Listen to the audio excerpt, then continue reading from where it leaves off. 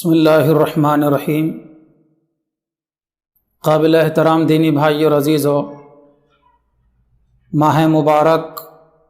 رمضان شروع ہو چکے ہیں۔ اللہ تعالیٰ کی رحمتیں اور اللہ تعالیٰ کی برکتیں اور اللہ تعالیٰ کا فضل و کرم شامل حال ہے۔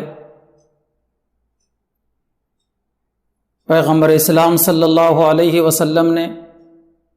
اس ماہ مبارک میں 4 چیزوں کی کثرت کرنے کا حکم فرمایا ہے۔ وَاسْتَكْثِرُوا فِيهِ مِنْ 4 خِصَالٍ، کہ جب ماہ مبارک آئے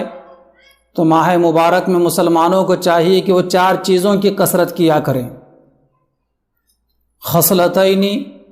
ترضون بہما ربکم، کہ 2 خصلتیں، 2 چیزیں ایسی ہیں جس سے تم اپنے پروردگار کو راضی کر سکتے ہو۔ وخصلتین لا غناء بکم عنہما، اور 2 چیزیں ایسی ہیں جن کے سوائے کوئی چارہ کار نہیں ہیں۔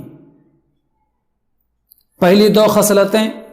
جس سے تم اپنے پروردگار کو، اپنے رب کو راضی کر سکو، وہ ہیں، ان میں سے ایک ہے کلمہ طیبہ یا کلمہ شہادت کو ماہ مبارک میں کثرت کے ساتھ میں پڑھنا،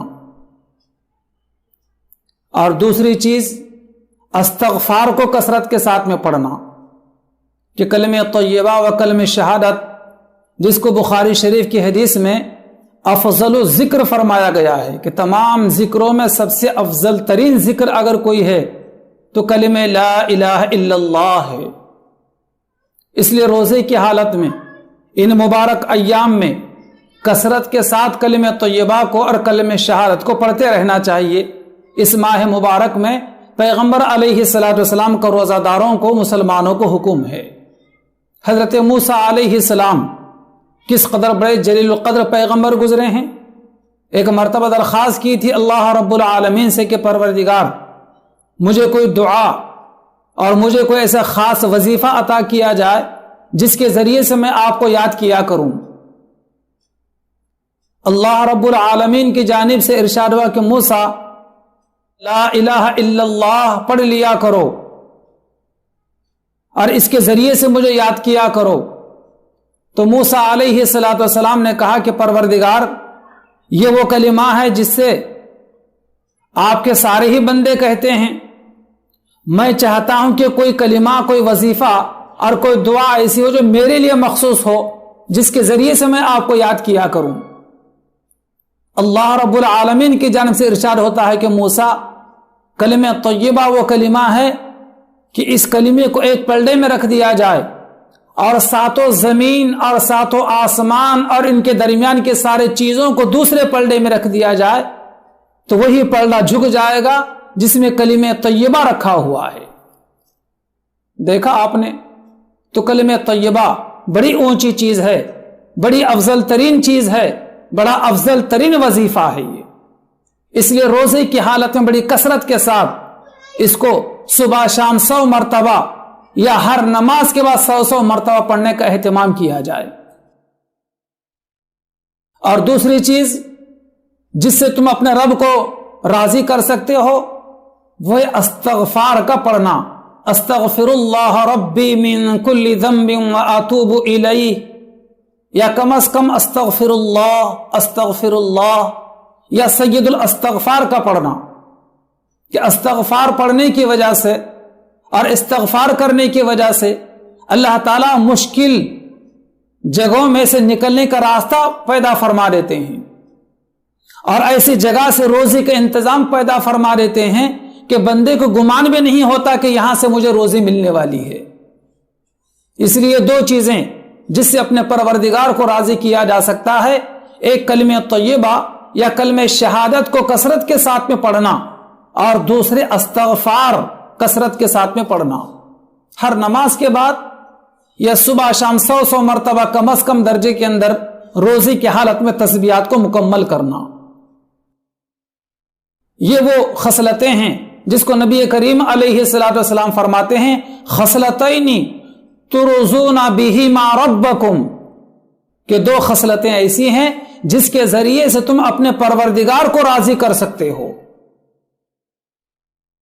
اور دوسری دو خصلتیں خصلتین لا غنا بکم عنہما،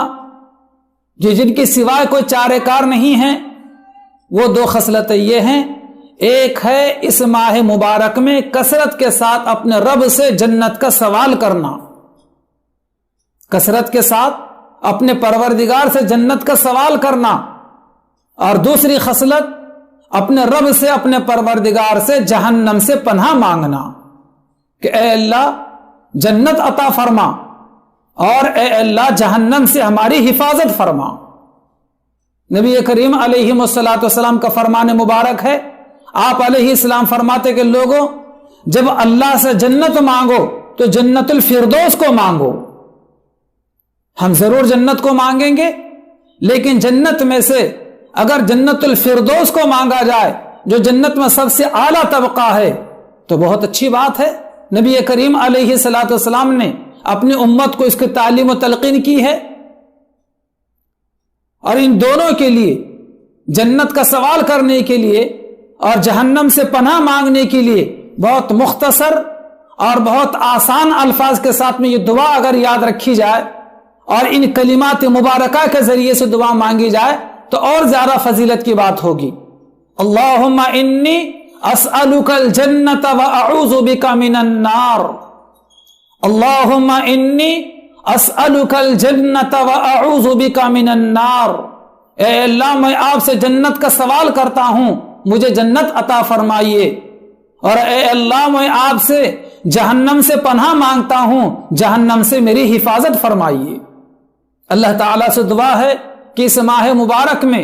روزے کی حالت میں ہمیں کثرت کے ساتھ ان چار چیزوں کو پڑھنے کی توفیق عطا فرمائے، چونکہ پیغمبر علیہ الصلوۃ والسلام فرماتے ہیں وَاسْتَكْثِرُوا فِيهِ مِنْ 4 خِصَالٍ، کہ چار چیزوں کو اس مبارک مہینے میں کثرت کے ساتھ کیا کرو، ایک کلمہ طیبہ یا کلمہ شہادت کا ورد، دوسرے استغفار کا ورد، اور تیسرے اپنے رب سے اپنے پروردگار سے جنت کا سوال، چوتھے جہنم سے پناہ مانگنا۔ اللہ تعالی ہم سب کے لیے آسان فرمائے، اور اس ماہ مبارک میں کی جانے والی ساری عبادتیں اللہ پاک اپنے فضل سے قبول فرمائے۔ اسی طرح اس ماہ مبارک میں کی جانے والی ساری دعائیں اللہ تعالیٰ اپنے فضل کرم سے اپنے بارگاہ میں شرف قبولیت عطا فرمائے۔ آمین ثم آمین، وآخر دعوانا ان الحمد للہ رب